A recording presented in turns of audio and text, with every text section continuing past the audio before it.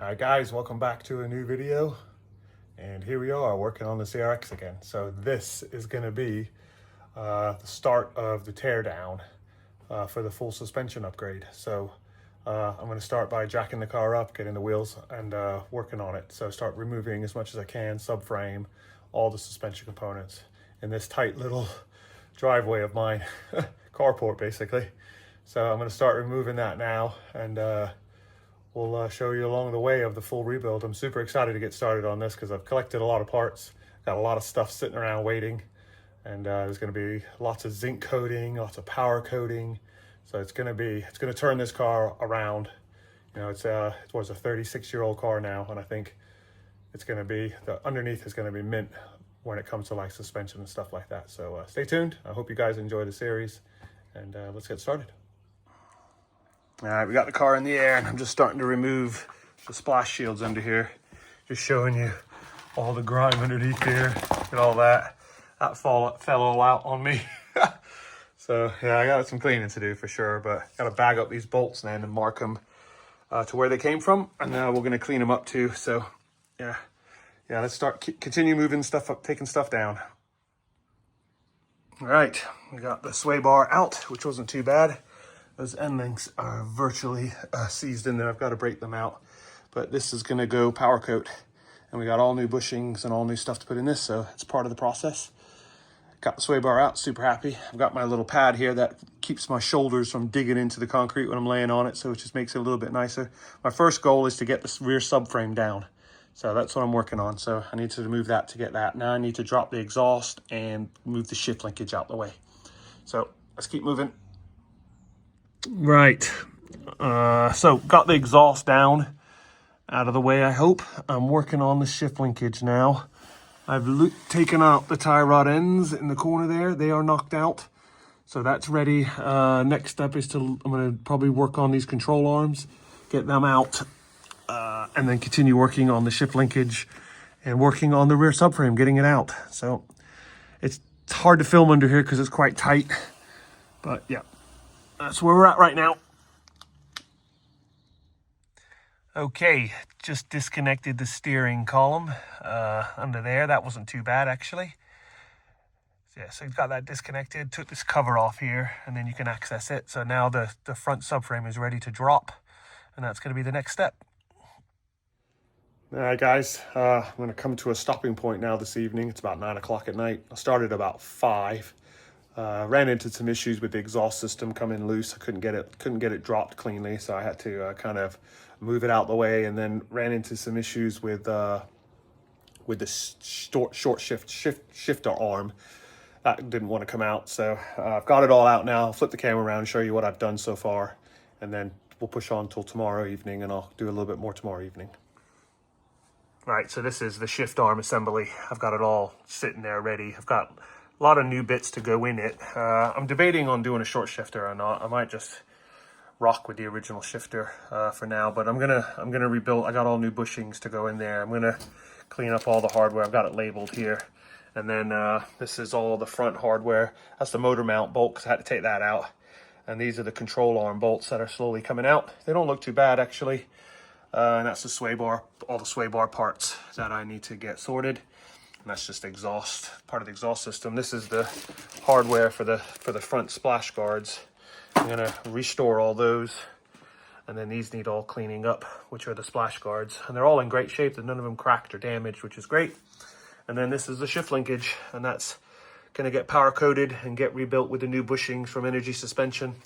And I've got all the sway bar. That's the sway bar there. That's gonna go power coat, and I've got all the new end links and everything. So yeah, that's where I've gotten so far, and I'm gonna call it for the evening, and then crack on tomorrow evening after a shift, and we'll see how we do. I'll see you then. Okay, day 2 of working on the CRX suspension. I've already been working under the car a bit, trying to do a few bits here and there, so I thought I'd catch you guys up. I'm trying to unloosen the lower ball joints. Oh, mind Freddy. He's on the other side of the fence. Let's show him. There he is. He wants to play. But yeah, I've tried to loosen the lower ball joints, and they're just not coming out. So I'm going to have to get a ball joint tool to separate them. which unfortunately I think I might have. I can't remember if I have a tool in the tool shed or not, but yeah, so I'm just doing that right now. Might have some bits all over my face because there's quite a lot of debris falling. So let's keep moving forward, and we'll get that subframes out of the car hopefully today.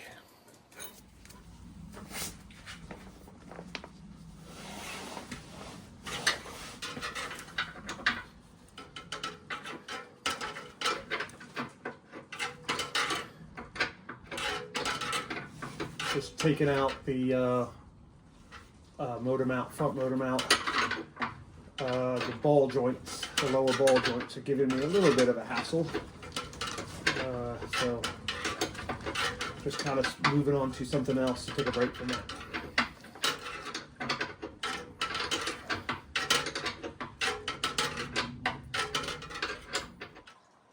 All right, got the front subframe out.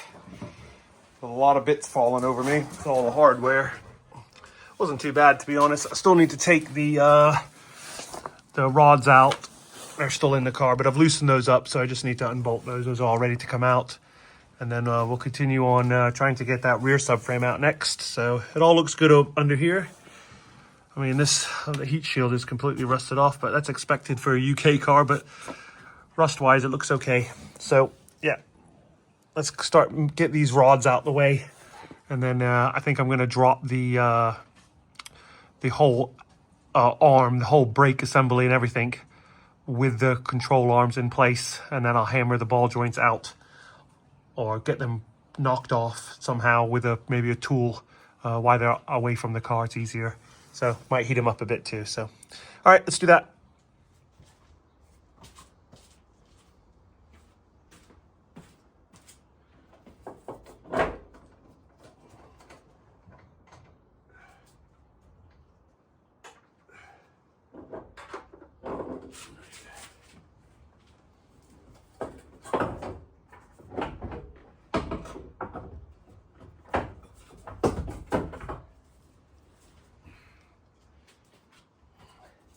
Original shocks and springs, quite rusty. Those are going in the bin.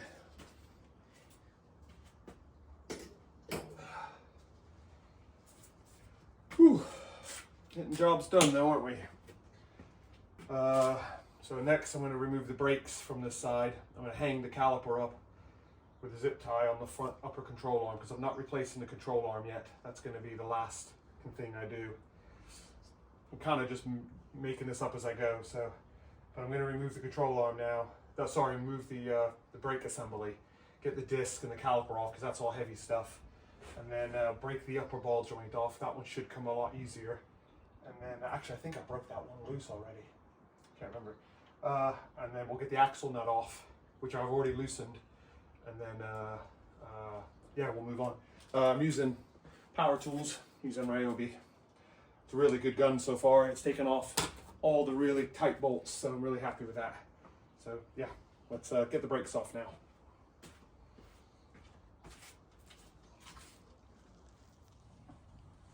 Okay, this is where I'm at right now. I got the caliper zip tied to the upper control arm. I've broken the control arm loose, the ball joint there, that's loose. I've just got to undo the castle nut. The axle nut is loose. The caliper and the disc is gone, as you can see. So I'm hoping now just to drop everything. That rear lower control arm back bolt is not in, so it should just drop out, and then I'll have this whole hub assembly out. Yay, fun times.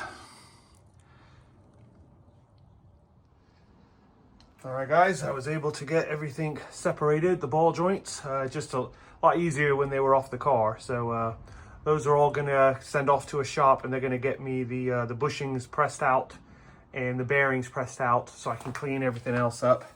That's here. Only thing I'm contemplating if I should get new hubs or not. Those are pretty mucky, but I might be able to clean them up and make them reusable. We'll see. I'm not sure yet about that, but I've got all that stuff out. So once all the bearings and the bushings are out, they'll be off to the power coder. And then down the corridor down here, my tight carport, Tiffany's lovely Morris Minor.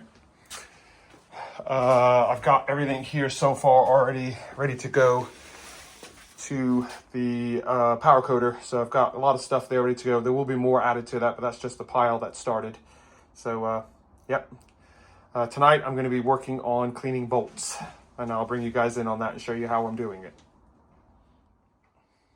Right, so I'm out in the garage this evening working on cleaning bolts. So this is my ultrasonic cleaner. I'm using vinegar in it. So yeah, it's cleaning them right now. It's just done a run. Basically, you just turn this dial here and it turns on the ultrasonic. I'll give you a little teaser of it in a second. And these are all the bolts that I've got to clean up, ready for the zinker. So I give them a good cleaning prior to going to the zinker, and they kind of turn out like that. So that was a rusty bolt. Basically, it looked like that. So yeah, it does a really good job, cleans them up really nice, and then when they go to the zinker, they'll get the best finish they can get. Because yeah, that's the goal, is to get the best quality finish. Same with these, get them nice, shiny and silver. So yeah, so that's what I'm doing to clean the bolts. It's a process, but it's worth it in the end when you get to see the finished product. And it's bus time in the garage, so it's not a bad thing, is it? Right, back out by the car now, and in the meantime, while that zinker is cleaning, while the ultrasonic cleaner is cleaning the bolts, I'm prepping for a little project that I'm kind of excited about, to be honest. So some of the stuff I'm removing to get power coated, so the battery tray. I need a new radiator. The radiator is absolutely destroyed. I've got all new, like 90% of the hoses, the coolant hoses I've got new.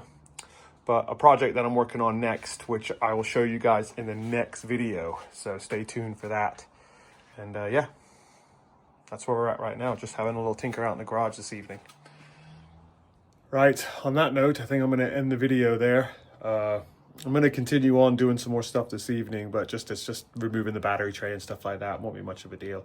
But next video, I think I'm going to start disassembling. Oh, sorry, no, I still need to get the rear subframe out. So in the next video, we'll be trying to tackle that front rear subframe, if that makes sense. The one that holds basically the steering rack in. So that will be starting on the next video. We'll get going on that, and we'll continue the process of getting everything power coated, getting everything rebuilt, cleaning everything, and just that whole process of doing everything in the front end, and other projects that I haven't told you guys about yet. So stay tuned for that next video, and we'll see you then, guys. Thanks.